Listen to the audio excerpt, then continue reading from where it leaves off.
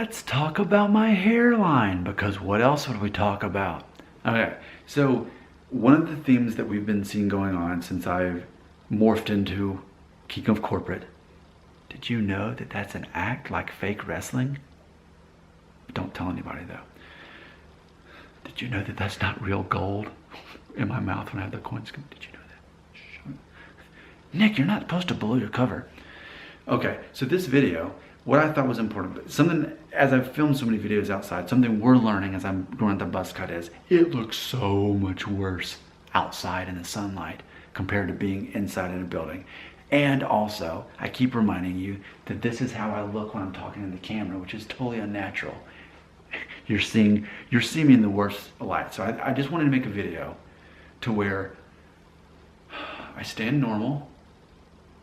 You imagine if you were actually in a room with me and we were having a conversation and I was saying, yeah, I totally agree that blah, blah, blah, you know, whatever.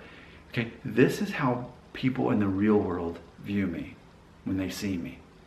Standing up straight, 4 or 5 feet away. And if they were looking at my hairline, as I'm looking at them this way, normal, then I continue to stand here just to continue to show you what the hairline looks like. What hairline do you see right now? Now when I turn that way, I think it's important that I can turn that way, but ultimately, what hairline, what Norwood does this look like to you right now? Now we all know that I'm 2.5 with some thinning, we know that. But, you know, I keep saying Norwood 1 is the appearance of a straight across hairline. It's not until you turn sideways that you see it go back here.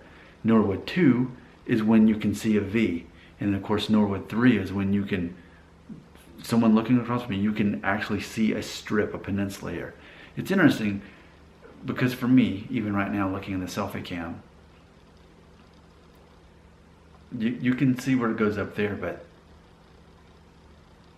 in reality, it's almost like my hair loss doesn't seem that bad when you see me in a normal light. And I think that's part of the whole way that I'm such a chameleon in the way. And not only am I catering to different personalities and different things that people want to see me do in all this scope of hair loss, but I think it's also interesting that things are dynamic based on how long my hair is, the lighting, the angles, it all matters. And I know that. And I also know that you need a psychological connection of someone standing this close to you, because that's almost intrusive, but in a good way. But you know, I don't make my videos standing out here. There's not as much of a connection there, right? And I'm not hyper focusing on the thing that we're here to talk about. But I make this video just, I don't know, maybe for myself, but definitely for you, just to kind of show you, under normal circumstances, how my hair looks, for better or worse.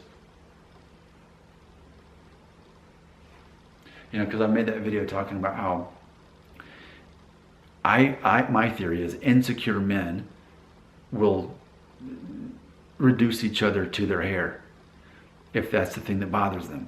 You know, and I think you can learn a lot about a person by what bothers them and how they judge other people, because we all judge other people, but how we judge other people, I think, reflects our heart. Now, it's not, I have no interest in judging people by their looks, by their hairlines, or by their sins or morality. I'm worried about my own sins and morality.